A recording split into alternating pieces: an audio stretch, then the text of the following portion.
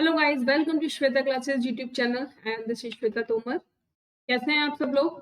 चलिए, कल हम लोगों ने चैप्टर स्टार्ट किया था सेपरेशन ऑफ सब्सटेंसेस और ये रीड किया था कि कैसे कैसे हम अपने किसी भी सब्सटेंस को अलग अलग सेपरेट कर सकते हैं। तो कल हम लोगों ने जो मेथड्स यूज किए थे, आई होप आप लोगों ने एक बार चैप्टर भी रिवाइज किया होगा और उसके बाद जो मेथड आप घर पे इजीली कर सकते हो वो मेथड आपने यूज करके भी देखे होंगे कि हम कैसे कैसे सॉलिड से सॉलिड को, लिक्विड से लिक्विड को, लिक्विड को सॉलिड से अलग कर सकते हैं, है ना। तो आगे हम कुछ और मेथड आज पढ़ने वाले हैं, यानी जो कल पढ़े थे वो हाफ थे और आज हम आगे के मेथड्स पढ़ने वाले हैं कि हम और किस किस तरीके से किसी भी सॉलिड से सॉलिड को, सॉलिड में से लिक्विड को, लिक्विड में से लिक्विड को सेपरेट कर सकते हैं। ठीक है, चलो देखें। आज का जो फर्स्ट मेथड है वो है सेडिमेंटेशन, डिकेंटेशन एंड फिल्ट्रेशन। तो क्या है ये सेडिमेंटेशन, डिकेंटेशन एंड फिल्ट्रेशन? कभी कभी आप देखते हो कि जब आप कहीं नदी या कहीं से गंगा जी से, चलो ऐसा करते हैं, गंगा जी से, यमुना जी से आप पानी लेकर आते हो तो क्या होता है, उसमें इतनी सारी इम्प्योरिटीज होती हैं कि वो पानी फ्रेश नहीं होता। तब आप उसको क्या करते हो, आप उसको थोड़ी देर के लिए किसी भी बर्तन में भर के रख देते हो और तब उसके बाद क्या करते हो, तब उसको दूसरे बर्तन में डाल देते हो, है ना। और उसके बाद भी आप देखते हो कि जो हैवी हैवी इम्प्योरिटीज थी, यानी जो मोटी मोटी बालू थी, वो तो आपके दूसरे डब्बे में रह गई, लेकिन जब आपने उसको दूसरे बर्तन में पोर किया तो क्या हुआ, कुछ इम्प्योरिटीज फिर भी आ गई। तब आप क्या करोगे, तब आप उसको थोड़ी देर के लिए और रखोगे, है ना, रखोगे और फिर उसको क्या करोगे, फिल्टर करके निकाल लोगे। तब जो आपका वाटर हो जाएगा वो बिल्कुल प्योर हो जाएगा। तो यही जो प्रोसेस है, यही तीन जो प्रोसेस है, इन्हीं को हम एक साथ यूज करते हैं, जिनको हम कहते हैं sedimentation, decantation and filtration. So sometimes it may not be possible to separate components of a mixture by winnowing and hand picking। यानी कभी कभी ये पॉसिबल नहीं है कि हम हर चीज को विनोइंग के थ्रू या हैंड पिकिंग के थ्रू अलग अलग कर लें, है ना। हर कंपोनेंट को तो नहीं किया जा सकता। जैसे लाइटर इम्प्योरिटीज, डस्ट और सॉइल पार्टिकल इन राइस और पल्सेस। जैसे राइस में और पल्सेस में या तो डस्ट के पार्टिकल्स हों या सॉइल के पार्टिकल्स हों जो बारीक होते हैं।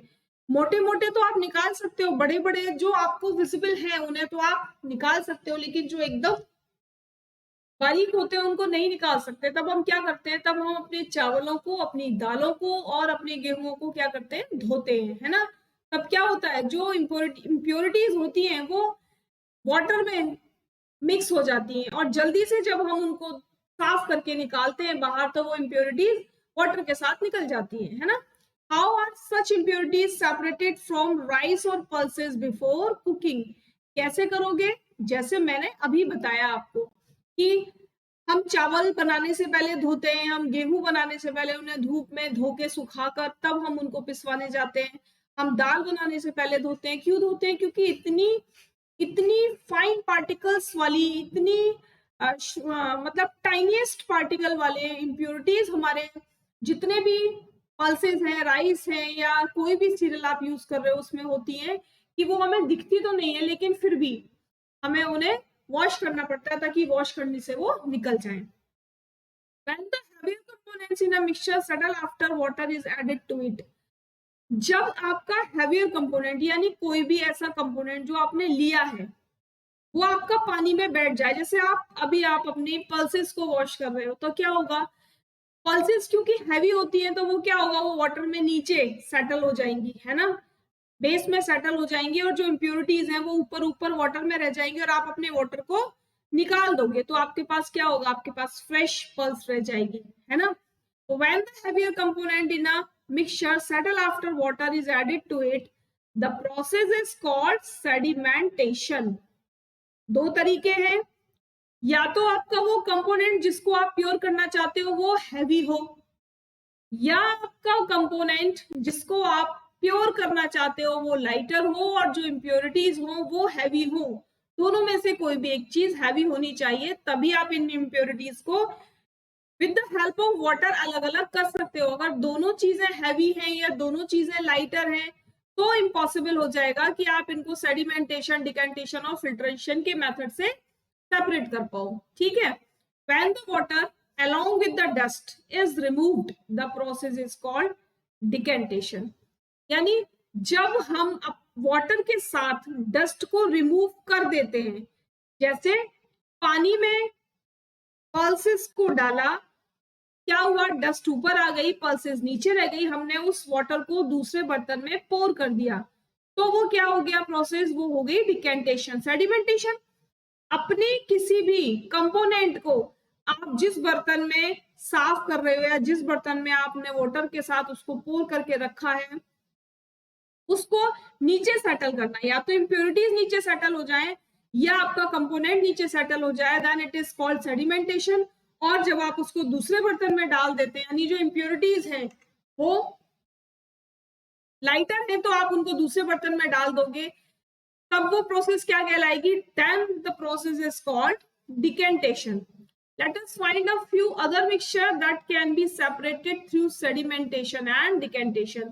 अब देखो मैं आपको कुछ और ऐसे मिक्सचर बताने वाली हूँ जिनको हम सेडिमेंटेशन और डिकेंटेशन के थ्रू अलग अलग कर सकते हैं। ठीक है, क्या क्या हो सकते हैं वो मेथड, देखो अगर आपने कहीं से अपने एक ग्लास में वाटर लिया, वो भी ऐसा वाटर जिसमें बहुत सारी डस्ट है और वो डस्ट हैवी पार्टिकल्स है, तब आप क्या करोगे, आप अपने जग में लाके उनको रखोगे, रखने के बाद थोड़ी देर बाद आप देखोगे कि जितनी भी इम्प्योरिटीज हैं या जितनी भी हैवीएस्ट पार्टिकल हैं वो नीचे आपके बेस में सेटल हो जाएंगे, देन आप वाटर को दूसरे बर्तन में पोर कर लोगे तो आपको क्या मिल जाएगा, प्योर वाटर मिल जाएगा, है ना, और जो डस्ट होगी वो सारी आपके बर्तन में रह जाएगी। ठीक है, इसी तरीके से आप एक बर्तन में चॉक पाउडर घोलो, चॉक पाउडर मिक्स करो, मिक्स करने के बाद आपको उसको थोड़ी देर के लिए रखो, तो आप थोड़ी देर के बाद क्या देखोगे, क्या चॉक पाउडर वाटर में सॉल्युबल है। जब हमने सॉल्युबल इनसॉल्युबल पढ़ा था तो ये पढ़ा था ना कि जो चॉक पाउडर है वो वाटर में सॉल्युबल नहीं है, तो क्या होगा, थोड़ी देर के बाद वो नीचे सेटल हो जाएगा और आपको फिर से प्योर वाटर ऊपर ऊपर से मिल जाएगा। ठीक है, जब ये दोनों प्रोसेस खत्म हो जाते हैं, यानी सेडिमेंटेशन, आफ्टर दैट डिकेंटेशन, और उसके बाद जो प्रोसेस हम यूज करते हैं दैट इज कॉल्ड फिल्ट्रेशन, यानी वाटर तो हमको मिल गया लेकिन अभी भी वो इतना प्योर नहीं है कि जिसको हम यूज कर सके, तब हम क्या करते हैं, तब हम उस वाटर को और ज्यादा प्योर करने के लिए हम उसे फिल्टर करते हैं। ठीक है, पुराने टाइम में आपने देखा होगा कि लोगों के यहाँ इस तरीके से घड़े लगे हुए होते थे, है ना, इस तरीके से घड़े लगे हुए होते थे, और इसमें क्या होता था, इसमें मोटे मोटे पत्थर पड़े हैं, इसमें थोड़े छोटे पत्थर पड़े हैं, ठीक है, और इसमें आपको क्या मिल गया, इसमें आपको यहां से पानी डाला इम्प्योरिटीज के साथ, तो जो मोटी मोटी इम्प्योरिटीज थी वो क्या होगा, वो यहाँ सेटल हो जाएंगी। ठीक है, उसके बाद वाटर कहाँ जाएगा, वाटर अब यहाँ जाएगा, है ना, फिर जब वाटर यहाँ जाएगा तो जो बारीक बारीक इम्प्योरिटीज होंगी वो यहाँ रह जाएंगी, और देन उसके बाद आपको फ्रेश वाटर यहाँ मिल जाएगा। ये मेथड पहले गांव में लोग यूज करते थे, इसी को बोलते हैं सेडिमेंटेशन, डिकेंटेशन एंड फिल्ट्रेशन। ठीक है, तो इसी से अब हम लोगों ने नए नए मेथड बना लिए, लेकिन जो प्रोसेस है ये बहुत पुराना है। अब हम इस प्रोसेस को तो यूज नहीं करते, लेकिन हम इसकी जगह क्या यूज करते हैं, सबके घरों में फिल्टर लगे हुए हैं, है ना, सबके घरों में फिल्टर लगे हुए हैं, एक्वागार्ड लगे हुए हैं ना सबके घरों में। क्या काम करते हैं ये एक्वागार्ड और फिल्टर, ये भी तो यही काम करते हैं जो ये घड़े कर रहे हैं, बस टेक्निक चेंज हो गई, प्रोसेस वही रहा, टेक्निक चेंज हो गई, ये घड़ों की जगह पर उन लोगों ने प्यूरिफायर लगा दिए छोटे छोटे, है ना। तो सुनो, अब हम अपने टॉपिक पे आते हैं, फिल्ट्रेशन क्या करते हैं, this is the process of separating suspended solid matter from a liquid, ऐसा सॉलिड मैटर जो नहीं घुल पाता लिक्विड में, अभी भी रह गया, सेडिमेंटेशन के बाद रह गया, डिकेंटेशन के बाद रह गया, तब हमने उसको फिल्टर किया, और जो भी फिल्टर हमारे पास, जो फिल्ट्रेशन के बाद वाटर आया that is pure water. By causing the latter to pass through the pores of some substances called filter. यानी किसी में भी आप फिल्टर करो, आप छलनी में फिल्टर करो, आप फिल्टर पेपर में फिल्टर करो, तो जो उसके बाद जो आपको वाटर मिलेगा या जो आपको सब्सटेंस मिलेगा वो क्या होगा, वो बिल्कुल फिल्ट्रेट होगा. ठीक है. The liquid which has pass through the filter is called filtrate. यानी जो छनकर आया है, जो फिल्टर होकर आया है, उसको आप बोलोगे क्या, उसको आप फिल्ट्रेट बोलोगे. ठीक है. यहां देखो, ये सेडिमेंटेशन हो रहा है कि इंप्योरिटीज थी बहुत सारी, थोड़ी देर वाटर को रखा, फिर क्या हुआ, ये नीचे यहाँ पर सेटल हो गई, इसको दूसरे बर्तन में इस तरीके से पोर कर लिया, है ना, यहाँ पर पोर कर लिया. ठीक है. ये देखो यहाँ पर किया जा रहा है, इसको बोलते हैं डिकेंटेशन. जब ये थोड़ा बहुत बचा तो ये जो इंप्योरिटीज थी वो अब यहाँ आ गई और हमने इसको एक और बर्तन में छान लिया, लेकिन अभी भी इसमें कुछ इंप्योरिटीज थी. तब क्या करेंगे, तब हम ये वाला मेथड यूज करेंगे, फिल्ट्रेट. ठीक है, फिल्ट्रेशन यूज करेंगे. तो तीनों मेथड आप लोगों को समझ में आ गए, आई होप समझ में आ गए होंगे, है ना. अब एक बार चैप्टर रीड करना ये वाला पोर्शन, तो जो भी आपकी प्रॉब्लम होगी वो बिल्कुल क्लियर हो जाएगी. ठीक है, सॉर्ट आउट हो जाएगी. नेक्स्ट देखो, अब आता है इवोपरेशन. क्या है इवोपरेशन? इवोपरेशन का मतलब होता है पानी का भाप बनके उड़ना. आपने देखा होगा कभी जब आप अपने घर में अंदर किसी बर्तन में पानी भर के रख दो और एक आप धूप में पानी भर के रख दो किसी बर्तन में, है ना, बर्तन में आपने पानी भर के रखा. ठीक है. ये वाला जो पानी होगा ना, ये वाला जो पानी, ये कम होगा, कम हो जाएगा ना, लेकिन कम होने में कुछ टाइम लेगा. लेकिन ये वाला जो पानी है, ये जब आप शाम को इसको देखोगे तो ये कहाँ पहुंच चुका होगा, ये यहाँ पहुंच चुका होगा, या ऑल ओवर फिनिश ही हो चुका होगा, आपका बर्तन सूख चुका होगा. क्यों होता है ऐसा? भाई आपने धूप में रखा, समझ में आता है कि धूप बहुत थी, गर्मी बहुत थी, तो इसीलिए जो आपका पानी था वो खत्म हो गया. लेकिन छांव में रखा आपने, शेड में रखा, उसके बावजूद भी पानी कम हो गया. ऐसा क्यों होता है? ऐसा इसलिए होता है क्योंकि इस प्रोसेस को हम कहते हैं इवोपरेशन. हम जो भी वाटर यूज करते हैं और उसको अगर हम कहीं रख दें कुछ टाइम के लिए, तो वो वाटर एयर के साथ गर्मी लेकर धीरे धीरे धीरे धीरे इवोपरेट होता रहता है, यानी भाप बनकर उड़ता रहता है. आप कहीं भी अपने रूम में भी इवन पानी रखोगे तो आप कुछ दिन के बाद देखोगे उसको, वो थोड़ा थोड़ा कम हो चुका होगा. ठीक है. तो ये क्यों होता है ऐसा, आप समझ में आया, ये इवोपरेशन की वजह से ही होता है. ठीक है. The process of conversion of water into vapor is called evaporation. Evaporation कहते हैं किसको है? पानी का भाप बनना, पानी का वाटर वेपर्स में चेंज होना इवोपरेशन कहलाता है. जब बहुत गर्मी पड़ती है, बहुत तेज धूप होती है, तो क्या होता है, जो नदियों का पानी है वो इवोपरेट होकर ऊपर जाता है ना. और ऊपर जाने के बाद क्योंकि उसको ऊपर कूल एयर मिलती है, कूल एयर मिलने के बाद वो फिर से वाटर में चेंज होता है और वहां पर क्लाउड्स बना लेता है. और जब वो क्लाउड्स इतने हैवी हो जाते हैं कि वो उस वाटर को नहीं कंटेन कर पाते, तब वो क्या करते हैं, वो उसको वापस जमीन पर भेज देते हैं. तो ये जो सारी प्रोसेस होती है ना, ये सारी प्रोसेस ये इवोपरेशन की हेल्प से ही चलती है. ठीक है. आगे पढ़ते हैं. Where do you think salt comes from? आपको क्या लगता है या आप क्या सोचते हो कि नमक कहाँ से आता है? जो नमक हम यूज करते हैं वो कहाँ से आता है? Sea water contains many salt mix in it. जो समुद्र है उसमें बहुत सारा सॉल्ट होता है, हम नहीं इजीली निकाल सकते, लेकिन अगर हम उस वाटर को ले जाकर अपने घर पे कुछ टाइम के लिए रखें तो आप देखोगे उसमें से पानी तो उड़ जाएगा, लेकिन आपको कुछ वाइट सॉल्यूशन सॉलिड मिल जाएगा, है ना. और वो सॉलिड क्या होगा, वही सॉलिड सॉल्ट होगा. यानी आपका जो सी है उसमें आपको NaCl नाम का एक केमिकल मिलता है जिसको हम कहते हैं नमक, सोडियम क्लोराइड. क्या नाम होता है इसका? इसका नाम होता है सोडियम क्लोराइड, जिसको हम कहते हैं खाने वाला नमक. तो हमको खाने वाला नमक कहाँ से मिलता है? खाने वाला नमक हमको यही समुद्र से मिलता है. ठीक है. One of these salt is the common salt. देखो लिखा है यहाँ पर कि यही वो नमक है जिसको हम यूज करते हैं.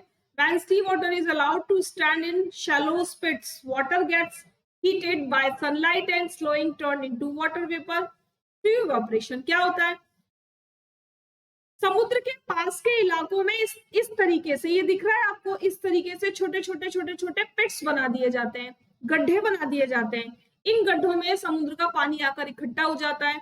कुछ टाइम के बाद जब इवोपरेशन होता है वाटर का, जब इवोपरेशन होता है तो वाटर तो इवोपरेट हो जाता है, लेकिन वहां पर क्या रह जाता है, वहां पर सॉल्ट रह जाता है।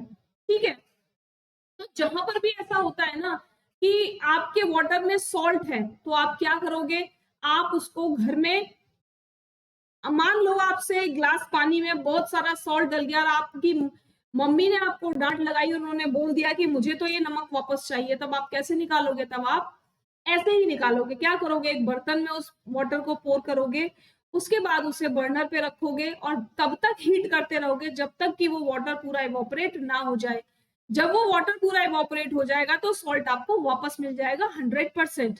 ठीक है, तो यहाँ पर भी यही प्रोसेस यूज होता है। क्या होता है फिर कि जब गर्मी बहुत पड़ती है, धूप बहुत पड़ती है, तो सनलाइट की वजह से जो वाटर है वो वेपर बनकर एटमॉस्फेयर में मिल जाता है और आपके पास क्या रह जाता है, आपके पास यहाँ पर इन पिट्स में सॉल्ट कलेक्ट हो जाता है, जिसको हम अपने यूज के लिए ले लेते हैं। ठीक है, in few days the water evaporates completely leaving behind the solid salts. Common salt is then obtained from this mixture of salt by further purification. या जो कॉमन सॉल्ट होता है वो फिर हम क्या करते हैं कि थोड़ा सा उसको प्यूरिफाई कर लेते हैं, क्योंकि ये प्यूरिफाई नहीं होता, सॉल्ट तो मिलेगा लेकिन ये प्यूरिफाई नहीं होता। हम इसको कुछ प्रोसेस से प्यूरिफाई करते हैं और तब अपने खाने के काम में ले लेते हैं। ठीक है, इतनी बात समझ में आ गई ऑपरेशन की, जल्दी से बताओ। अब देखो कंडेंसेशन क्या है। कंडेंसेशन अभी ऑपरेशन पढ़ा था, अब कंडेंसेशन पढ़ते हैं। ऑपरेशन का मतलब क्या बताया था, पानी का भाप बनकर उड़ना। कंडेंसेशन का क्या मतलब होता है, कंडेंसेशन का मतलब होता है उस भाप का वापस से पानी बनना। ठीक है भाई, पानी को गर्म किया, पानी वेपर में चेंज हो गई, है ना, लेकिन अगर आप उस वेपर को वापस से कूल करोगे तब क्या होगा, वो जो वाटर वेपर है ना वो फिर से वाटर में कन्वर्ट हो जाएगी। ठीक है, कभी आप गैस पर बर्तन रखना जिसमें पानी हो, उसके ऊपर एक प्लेट रख देना और कुछ जब आपका पानी गर्म हो जाए तब आप देखना पानी में से भाप निकलती है। चाय बनाते हो भाप निकलती है, मिल्क बॉईल करते हो तो भाप निकलती है। उसके ऊपर प्लेट रख दो और उस प्लेट को उठाकर 2 मिनट के लिए उल्टा करना, तब क्या होगा, उस प्लेट पर जो भाप थी ना वो फिर से वाटर वेपर में चेंज हो जाएगी और आप उसको किसी बर्तन में कर सकते हो। तो ये जो प्रोसेस है इसी को कहते हैं condensation. The process of conversion of water vapor into a liquid form is called condensation। समझ गए, ये केतली में चाय बन रही है, यहाँ से भाप निकल रही है, ये भाप यहाँ पर इकट्ठी हो जाती है, लेकिन जब इसको ऊपर से कूलिंग दी जाती है, यहाँ से जब इसको कूलिंग दी जाती है, ये जो तो भाप है ना ये वाटर ड्रॉप्स में चेंज हो जाती है और इस तरीके से इस मग में गिरने लगती है और यहाँ पर हमें वाटर मिलता रहता है। ठीक है, तो ये प्रोसेस भी हो सकती है, ये प्रोसेस भी हो सकती है ना कि हम वाटर से सॉल्ट को अलग कर ले, वाटर एक बर्तन में आ जाएगा और सॉल्ट एक बर्तन में आ जाएगा। जब आप इवोपरेशन करोगे तो वहां पर आपको वाटर नहीं मिलेगा, केवल सॉल्ट मिलेगा, लेकिन कंडेंसेशन में आपको दूसरे बर्तन में सॉल्ट मिलेगा और दूसरे बर्तन में आपको वाटर भी मिल जाएगा। ठीक है, next, can water dissolve any amount of a substance. क्या वाटर सब चीज को डिजोल्व कर लेता है, बताओ, एक बार सोच के देखो अपने आप और मुझे कमेंट करके बताओ, क्या वाटर में ऐसी क्वालिटी है कि वो हर चीज को डिसॉल्व कर लेता है, सब सारी चीजें उसमें घुल जाती हैं, क्या ये पॉसिबल है, बताओ जल्दी से। चलो जब तक इसे पढ़ते हैं। After adding a few spoons of salt, कुछ चम्मच नमक की हमने क्या किया, पानी में घोल लिया। Do you find that some salt remains undissolved and settle at the bottom of the beaker.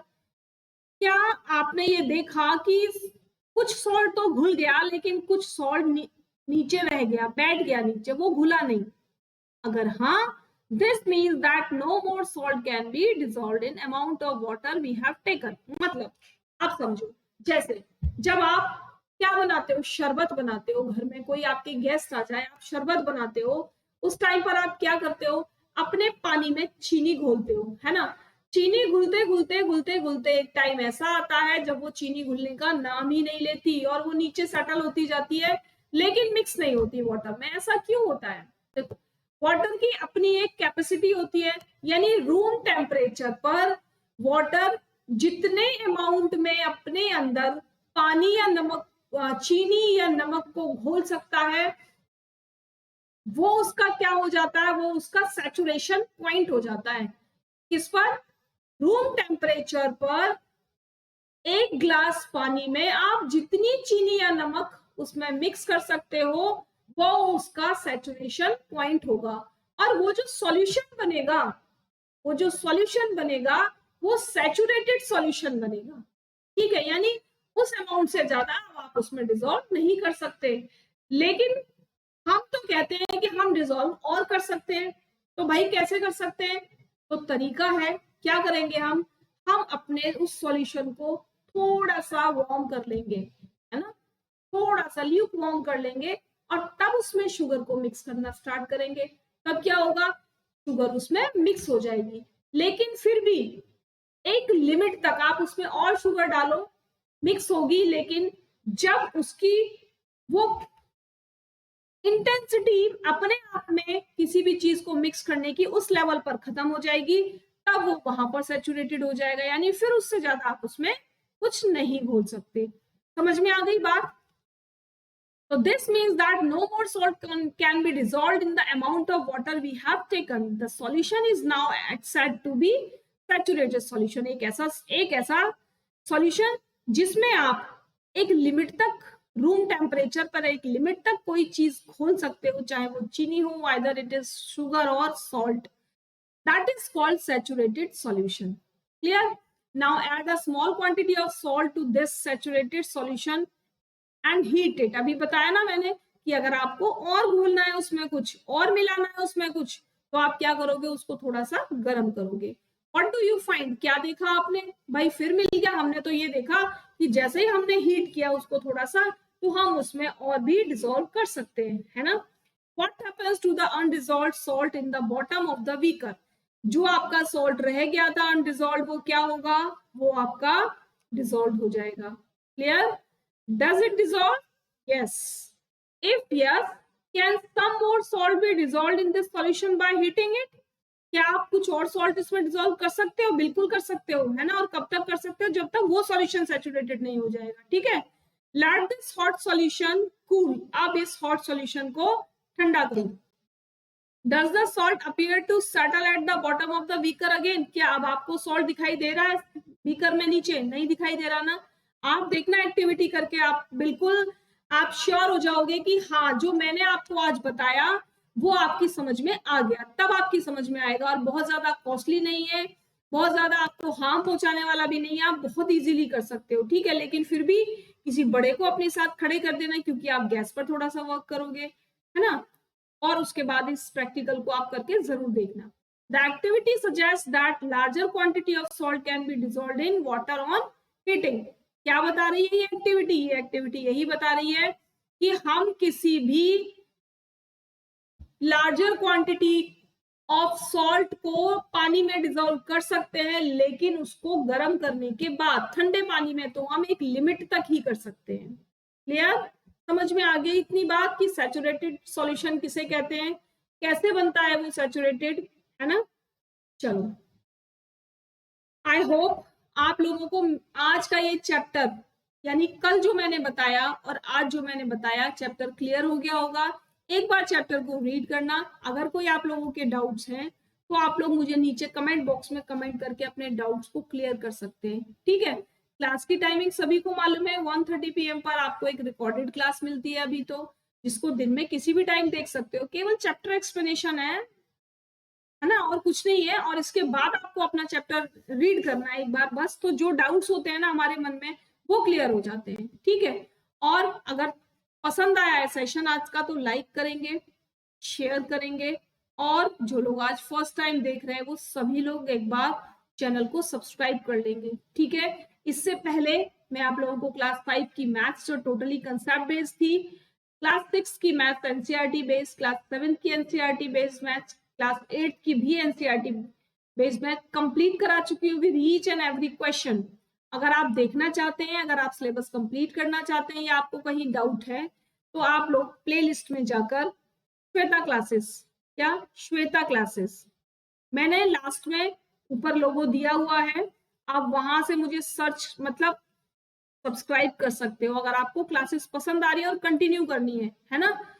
और नहीं तो आप यूट्यूब पे सर्च कर सकते हो श्वेता क्लासेस के नाम से, तो ये जो ऊपर लोगो आ रहा है ये लोगो आपको नजर आएगा, आप वहां से भी मुझे सब्सक्राइब कर सकते हो। ठीक है, चलिए कल फिर मिलते हैं नई वीडियो के साथ, नई चैप्टर के साथ। ठीक है, तब तक इसी तरीके से बने रहिए मेरे साथ। Thanks for watching, bye bye.